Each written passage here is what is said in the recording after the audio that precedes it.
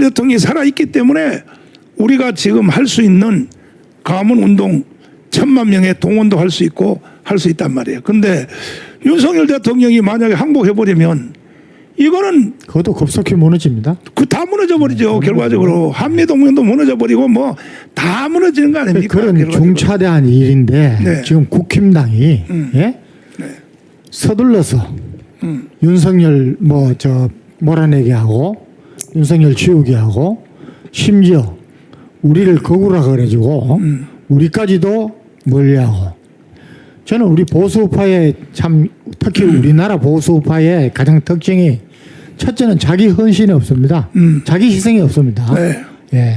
지금 제가 보기에는 제가 보는 게 아니라 우리 국힘당을 이제까지 지지한 사람들 눈에도 이제는 거의 다 알고 있다시피 이 사람들은 자기 공천 받아가지고 자기 한 번 더 하는 것 외에는 아무런 다른 생각이 없습니다. 싸울 줄도 모르고 예. 내가 지금 국가를 위해서 무엇을 희생한다? 상상할 수도 없습니다. 이게 첫 번째고 그 다음에 필요하다면은 배신한다는 거죠. 그래서 목사님 늘 말씀하시는 우리 보수는 분열로만 한다. 네. 예?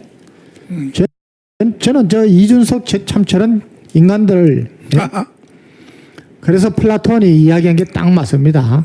예? 우리가 제대로 된 표를 제대로 된 판단을 못해서 우리의 저 민주주의 국가에서 주권을 제대로 행사하지 못하면 저 투표 잘못하면은 맞아요. 나보다 훨씬 저열한 인간들한테 지배를 받는다는 겁니다.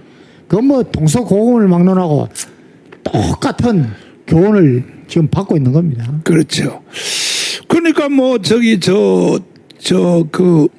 결과적으로 이렇게 된 것은 김대중, 노무현, 그 다음에 문재인에 의해서 그들이 연방제 통일을 하니까 연방제 통일을 주장하니까 평양 가서 또 연방제 서명을 했으니까 결국은 플라톤 말대로 완전히 저 좌파 3대 대통령 김대중, 노무현, 문재인에 의해서 대한민국이 지금 고통을 당하고 있고 연방제 통일을 서명했으니까 근데 이제 이거는 100가지 문제, 10,000가지 문제를 딱 해결할 수 있는 것은 딱 하나밖에 없어요. 8월 15일 날 광화문 광장에 1,000만 명이 모여야 됩니다. 1,000만 명이. 그러면 대한민국을 우리가 누릴 수 있고 살 수 있고 자손 대대로 물려줄 수 있다.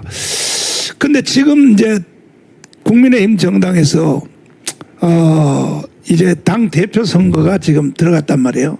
아직 공식적으로는 안 들어갔지만은 내가 볼 때에 지금 거기 주진우 그다음에 또 안철수 그다음에 또 장동혁 그다음에 또 김문수 이렇게 다 나왔는데 김근식 다 나왔는데 이거는요 선거 해보나 마나요. 김문수가 될 수밖에 없어요. 왜 그러냐면은 먼저 번에 대통령 선거에서 42%를 얻었잖아요. 이준석 거 빼고도 이준석 거 합쳤으면 김문수가 대통령 됐죠. 차라리 대통령 됐는데 그러니까 42%를 얻은 사람을 누가 이기겠습니까? 그러니까 특별히 또 경북, 대구, 부울경이 이 당원들을 70% 가지고 있어요. 전국이 다 가지고 있는 게 아니고 70%를 경북, 대구, 부울경이니까 이 사람들은 반드시 김문수를 지지할 거란 말이에요. 그러니까는 이것은 증명이 된 것이 42% 대통령 선거에서 42%를 얻은 것도 경북, 대구, 부울경 때문에 그렇게 된 거야. 그러니까 이번에는 그거와 비교할 수 없는 이 당 대표 선거니까 이거는 해보나 마나 김문수가 이길 것이다 이렇게 예측되는데 일단 당원들이 부울경, 경북, 대구가 70%니까 그러니까 그리고 또 경북고등학교 나왔단 말이에요. 이 사람은 경북고등학교 나왔으니까 그래서 이제 42%를 얻었는데 그럼에도 불구하고요 내가 보니까 안철수 그다음에 주진우 별 사람이 다 나와가지고 사실은 내년에 지방자치선거에서 공천권 행사하려고 또 공천권을 한 개 얻으려고 다 뛰어나온 것 같아. 뭐 저 장동익도 그렇고 아마 제일 1번이 뭐냐면 내년에 6월 첫 주가 지방자치 선거지 않습니까? 네. 선거면 첫 번째가 뭐냐면 이 서울시장이죠. 서울시장이. 서울시장 나오려고 이게 저 당 대표로 다 나온 것 같아요. 서울시장 나오려고. 그런데 아마 그 어느 정도 이 저 김문수 대표님이 그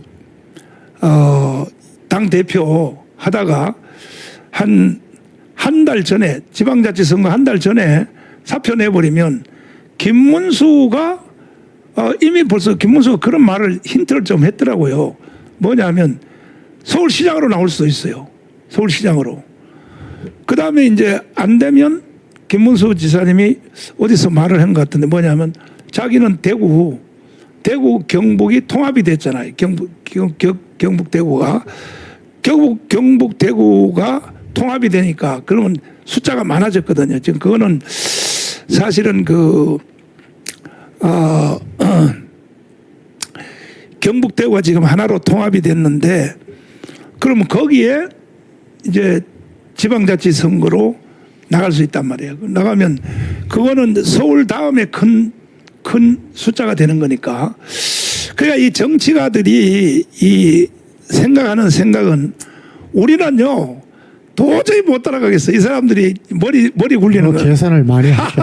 그래서 목사님, 네. 저는 뭐 지금까지 저도 뭐 정치에 관심은 뭐 없지만은 이렇게 하는 걸 보면은 네. 그 김문수 후보도 마찬가지입니다. 옆에 있는 사람들이 굉장히 중요합니다. 우리 군에는 지휘 참모 훈련이라는 게 있습니다.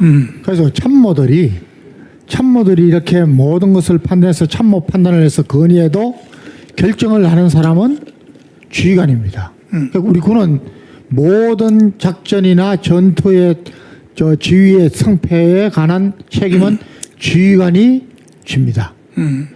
그래서 저는 이번에도 김문수 대통령 후보로 자기가 원해서 된 것도 아니지 않습니까? 그렇죠. 그렇게 됐습니다. 저는 김문수 후보가 좀 더 유능한 참모들을 데리고 했으면은 훨씬 더 결과가 좋았다고 봅니다. 예, 지금 있는 분들이 나쁘다는 게 아니라 예, 벗어나야 됩니다. 벗어나야 됩니다. 맞아요. 예, 박근혜 대통령 처음 할 때 뭐 박근혜 대통령 문고리 3인방인가 뭐 있었지 않습니까? 그때 제가 사실은 전역하자마자 박근혜 대통령 선거할 때 선거 캠프에 저도 위원장 하나였습니다. 그래서 제가 빅토리 파티 할 때 이야기한 게 딱 이야기를 했습니다. 우리 군에는 연대장의 참모는 중령이다. 네. 예, 사단장의 참모는 중령이다. 군단장의 참모는 대령이다. 그다음에 군사령관 참모는 원소타다. 그래서 박근혜 대통령 청와대 들어가시면은 네. 참모를 완전히 바꿔라. 예. 거기에 맞는 참모를 구해라. 그런데 그대로 들어갔습니다.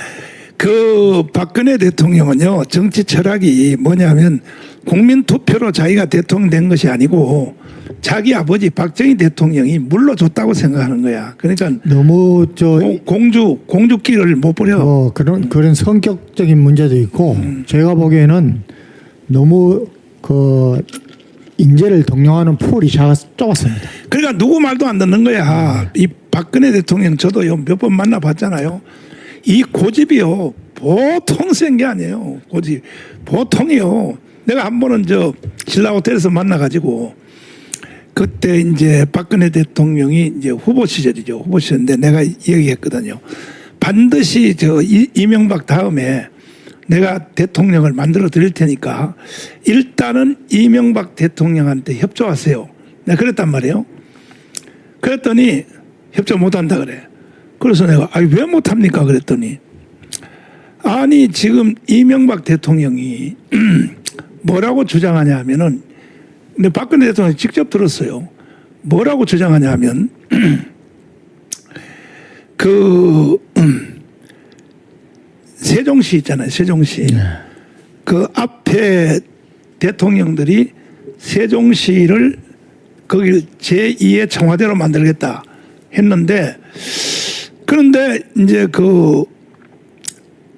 그래서 제2의 청와대로 지금 현재도 그렇게 돼가고 있지 않습니까? 지금 많은 관계 부처들 중에서 아마 절반은 지금 세종시로 내려가 있단 말이에요. 내려가 있는데 그런데 이제 그것에 대해서 이 이명박 대통령이 기자회견을 했어요. 이 세종시는 이거는 기업 도시로 만들자. 송도처럼 기업 도시로 만들고 청와대는 글로 이전하면 안 된다. 그래서 내가 이제 이명박 대통령한테 협조하십시오. 세종시는 기업 도시로 해야 되고 송도처럼 송도 신도시처럼 기업 도시를 해야 되고 그리고 청와대는 이 자리에 있어야 된다고 이제 얘기했더니 박근혜 대통령이 뭐라는지 합니까? 충청도에 표가 몇 편대 되는데 목사님 그런 소리를 하냐고. 그러니까 정치가들은요 그런 마음이 있어도 그렇게 표현하면 안 되죠. 그래가지고 결국은요 결국은 박근혜 대통령이요 떨어질 뻔했어요. 사실은 박근혜 대통령이 문재인한테 떨어질 뻔했는데 근데 이제 문재인하고 붙어가지고 아슬아슬하게 이겼단 말이에요. 이겼는데 그 이긴 이유도 사실은 이명박 때문에 이긴 거예요. 이명박 때문에 선거 당일날 오후에 1시에요. 문재인한테 졌어요. 문재인이 대통령 되기 전에 처음 이제 문재인하고 박근혜하고 붙었잖아요. 첫 선거에서 붙었는데 오후 1시에요. 졌다니까 출구조사에서. 네, 출구조사에서 졌단 말이에요. 오후 1시에. 지니까 그 이명박 대통령이 왜 박근혜 대통령한테 당선을 시킬 수 있었냐면 청와대에서 비상회의를 했어요. 비상회의를. 그때 대통령 비서실장이 지금 경기도의 교육감하는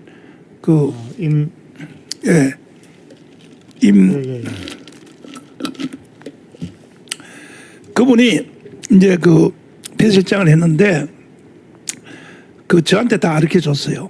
저한테 다 가르쳐 줘서 비상회의에 들어갔다 이게. 왜?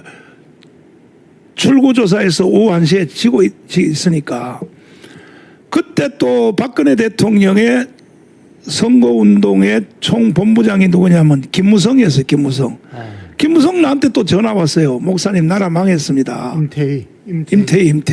임태희가 비서실장인데 나라 망했습니다. 그리고 왜 망해요? 그랬더니 지금 출구조사에서 3대 방송국에서 조사를 했는데 지금 문재인한테 치고 있습니다. 그래서 목사님이 좀 살려주세요. 내가 어떻게 살려줘 그거를. 그래가지고 내가 이제 30분 기도하다가 이거는 만약에 문재인이가 대통령 되면 이 나라가 북한으로 넘어가겠다. 그렇게 판단돼서 내가 이제 목숨 걸고 쭉 이제 한번 메시지도 보내고 또 전달도 하고 해가지고 그래서 겨우 이제 대통령이 큰 표 차이로 된 것도 아니고 맞습니다. 됐단 말이에요. 지금 박근혜가 대통령이 됐단 말이에요. 그럼 박근혜가 이제 대통령이 됐으면 감사하게 생각해서 인사를 잘해야 될 거 아닙니까? 인사를. 근데 완전히 독선적으로 말이야. 세상에 최순실하고 둘이 저녁 11시에 들어오면 최순실가 저녁 11시에 들어가요. 들어가면 장관들이 보고 쓴 거요. 그거를 다 놓고 가라 그래. 안종범한테. 안종범이가 비서관이거든. 그 안종범한테 주고 가라 그래. 장관들이 전부 다 얼마나 이 국가에 대한 내용이 많습니까? 각 부처에 그것을 다 매일같이 가지고 오면은 국무회의를 안 하고 거기 놓고 가라고 안종무한테 주고 가라고. 그 안종무가 다 걷어가지고 대통령 박근혜 대통령한테 문을 두들기면 문 앞에다 놓고 나가라 그래. 그 문 앞에 놓고 나가면 그러면 이제 저녁 11시에 최순실가 들어와서 최순실하고 둘이 인사 뭐 정책 이걸 다 합의하는 거야. 그러니까 다시는요 여자는 대통령 하면 안 돼요. 여자는 대통령 하면은 아직 우리나라는요.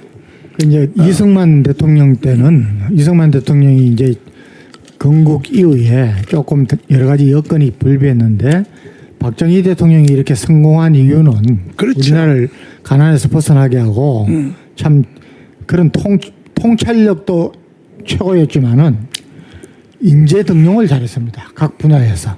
맞아요. 그리고 그때는 제가 어릴 때지만 기억나는 경제에 대해서는요 반대편에 서 있었던 예. 남도부라고 알죠. 맞습니다. 남도부한테 딱 맡겨놓고 그 전두환식으로 했단 말이야. 전두환이가 그걸 배워가지고 예, 전두환 대통령도 경제에 대해서는 뭐 약간 인재를 잘 등용해 가지고 그렇죠. 했기 때문에 그 용인술이 굉장히 중요해요. 통찰력하고 용인술인데 그런 의미에서는 좀 박근혜 대통령도 그렇고 좀 아쉬움이 많죠. 네. 그래서 결국은 이 대한민국이 흘러 여기까지 왔는데 지금은 현재 대통령이 지금 이재명이란 말이에요. 이재명. 근데 이재명이가 2주 후에 트럼프 대통령이 초청을 했어요. 네. 했는데 그 2주 후에 이제 하니까 내가 볼 때에 이재명이가 지금 우리 자리를 뺏어가지고 그 광문광장에서 8.15 행사한다고 지금 돼 있지 않습니까? 그거 못할지도 모르겠어. 왜냐면 트럼프가 부르면 가야지. 트럼프가. 딱